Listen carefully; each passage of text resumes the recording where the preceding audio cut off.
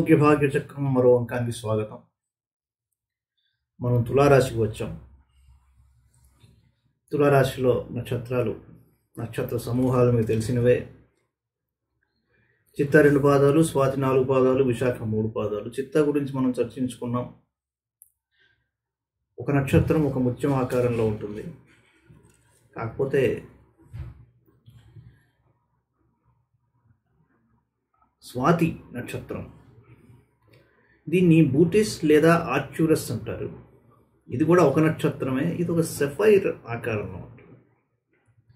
విశాఖ వచ్చేసి 3 నక్షత్రాల సమూహం. ఇది ఒక ఈ కుమ్మరివాడి ఆ చక్రంలాగా ఆ ఆకారంలో ఉంటుంది. అది తులారాశి 186. ఈ చిత్తా నక్షత్రం 2 పాదాలు 186 40తో ఆ డిగ్రీస్తో క్లోజ్ అయిపోతుంది. విశాఖ వచ్చేసి 210 డిగ్రీలు. మధ్యలో స్వాతి 200తో క్లోజ్ అవుతుంది. సో తులారాశి మనం ఏం చర్చించుకుంటున్నామంటే, లగ్నం నుంచి 6, 8, 12 స్థానాల అధిపతులు గనక ఏ రాశిలో ఉంటే ప్రధానంగా ఇటువంటి అనారోగ్యం మనకు కనిపిస్తుంది అన్నది ఇక్కడ అంశం. అలాగా మేషం నుంచి మొదలుకొని మనం ఇవాళ తులకి వచ్చాం. తులరాశిలో 6, 8, 12 అధిపతుల్లో ఎవరో ఒకళ్ళున్నా, ఇద్దరున్నా, ముగ్గురు ఉన్నా చర్మానికి సంబంధించిన వ్యాధులు, మూత్రపిండాలకి సంబంధించిన వ్యాధులు, కిడ్నీస్, స్కిన్. ఇక్కడ కొంతమంది నెఫ్రాలజీ, యూరాలజీ 2 కంబైన్ చేసి చెప్తారు. ప్రధానంగా నేను చూసింది ఏమిటంటే, మూత్రపిండాలకి సంబంధించిన విషయం ఇక్కడ ఎక్కువ ఉంది. అండ్ కిడ్నీలో స్టోన్స్ కానీ, లేకపోతే చర్మ వ్యాధుల్లో ముఖ్యంగా సోరియాసిస్, స్కిన్ ఇన్ఫెక్షన్స్, ఇతరులతో సంపర్కం వలన వచ్చే సమస్యలు ఎక్కువగా ఉంటాయి. హర్పిస్ లాంటివి కూడా ఇక్కడి నుంచే ఎక్కువ చెప్తారు. ఓకే, మనం ఏ గ్రహం ఏ నక్షత్రంలో ఏ డిగ్రీలో తులరాశిలో ఉంటే ఎటువంటి వ్యాధి సంక్రమించగలదు అన్నది మనం తర్వాత ఎలాగో చూస్తాం. బట్ ఎగ్జాంపుల్ కోసం చెప్తున్నాను నేను. లగ్నం ఏదైనా కావచ్చు, తులా లగ్నం కూడా కావచ్చు. 6, 8, 12లో కనుక వెళ్ళినప్పుడు వాళ్ళ అధిపతులు ఒకవేళ కనుక తులరాశిలోకి వస్తే, సపోజింగ్ లెట్ us సే తులలో కుజుడు 6, 8, 12లో ఏదో దాంట్లో అధిపతి అయ్యి తులలోకి వచ్చాడు. సామాన్యంగా ఇలాంటి వాళ్ళకి ఎక్కువగా స్కిన్ మీద ర్యాషెస్,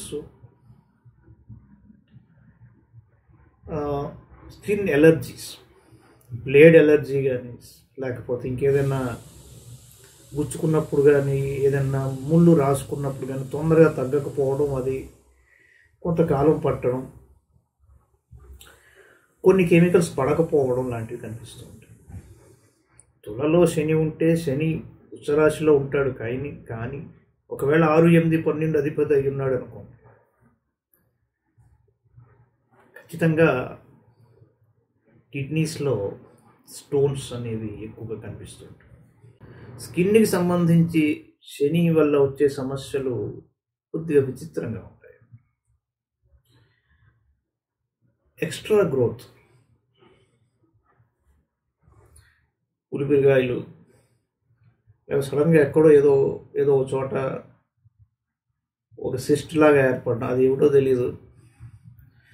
దానికి 100 టెస్టులు అవుతూ ఉంటాయి, కానీ అది అక్కడ ఏమీ రిజల్ట్, అందులో మనం ఊహించింది ఏమి ఉండదు. కానీ అది నిరంతరం ఒక ఇబ్బంది పెడుతూనే ఉంటుంది. డాక్టర్ అంటాడు ఏమీ లేనప్పుడు దాన్ని కట్ చేయడం అనవసరం అంటూ ఉంటాడు. ఇది కూడా చూసాం. బాబు తీసేయి అంటే, ఎందుకండి తీస్తే మళ్ళీ మొదలు ఇదంతా సమస్య, అలా ఉంచండి, అది పెరగనంత వరకు మీకు ఇబ్బంది లేదంటూ ఉంటాడు. అది అలాగే ఉంటుంది జీవితాంతం, దాంతో అలా కాపురం చేస్తూ ఉంటాడు మనిషి. ఇది తులలో శనితో ఉన్న సమస్య. సపోజింగ్ చంద్రుడు 6, 8, 12 అధిపతి, 6, 8, 12 ఏదో దానికి అధిపతి తులలోకి వచ్చాడు అనుకో. ఇక్కడ సమస్య ఏమవుతుందంటే, కిడ్నీస్ ఫంక్షనింగ్ బాగానే ఉంటుంది, కానీ వాటర్ సరైన పాలల్లో తీసుకోకపోవడం వలన kidneys are expecting more and more water. కిడ్నీస్లో చాలా ఫిల్టర్స్ ఉంటాయి. సరైన పాలల్లో నీళ్లు తాగకపోతే, ఎన్ని లీటర్లు తాగాలో ఒక రోజులో అన్ని తాగకపోతే, you will have lot of problems with the kidneys also. ఎందుకంటే వాటికి తగ్గ పని మీరు పెట్టట్లేదు. సో క్రమంగా దాని ఫంక్షనింగ్ లెవెల్స్ తగ్గిపోతూ వస్తాయి. ఇక్కడ వీళ్ళు భయపడుతున్నది ఏంట్రా అంటే, ఒక రకమైన ఒక సైకలాజికల్ ప్రాబ్లం చూసాం. తులలో చంద్రుడు ఉన్నవాళ్ళు మంచినీళ్ళు తాగేసాము, వెంటనే మళ్ళీ మూత్ర విసర్జన చేయాలి, ఎందుకు అనవసరంగా మళ్ళీ తాగక్కర్లేదని పడుకోవడం, ఇలాంటి సైకలాజికల్ ప్రాబ్లమ్స్ ఉంటాయి. కాబట్టి ఎస్ట్రాలజర్ దాన్ని చూసినప్పుడు లటక్కన, ఏమంటే మీరు మంచినీళ్ళు సరిగ్గా తాగుతున్నారా అని అడిగాడు అనుకోండి, వాడు పల్స్ పట్టేసుకున్నాడు. సో మెడికల్ ఎస్ట్రాలజీలో ఏంటంటే, నేచర్ ఫస్ట్ సహజంగా ఒక గుణం ఏదైతే ఏర్పడుతుందో ఆ వ్యక్తికి, ప్రీడామినెంట్గా అది అలా ఉండిపోతోంది అని అనుకున్నప్పుడు మీరు సరైన చోట మందేయాలి. ఏమంటే మీకు ఇలా ఉంది కాబట్టి మీరు దయచేసి, అఫ్కోర్స్ మీరు అలాగో డాక్టర్ దగ్గర చెక్ చేస్తారు. I don't think people solve their health issues using medical astrology. They go to a doctor. So చెప్పాలి, అంటే డాక్టర్ దగ్గర కొద్దిగా ఇది టెస్ట్ చేయించుకోండి, this may be your problem అన్నట్టుగా ఒక సజెషన్ ఇవ్వచ్చు. ఇదంతా ఒకే అయితే తులారాశి దగ్గరికి వచ్చేసరికి ఒక ప్రధానమైన ఇష్యూ ఏంటంటే, ఈ సెక్షువల్ అర్జు, ఇంటెలిజెన్స్, దాని పర్ఫార్మెన్స్ ఎలా ఉంటుంది, వాళ్ళ nature of performing the act, approach, ఆ పర్టికులర్ ఎక్సర్సైజ్లో, ఆ ప్రక్రియలో వాళ్ళ యాటిట్యూడు, అప్రోచ్ ఎలా ఉంటుంది అన్నది మీరు చెప్పచ్చు.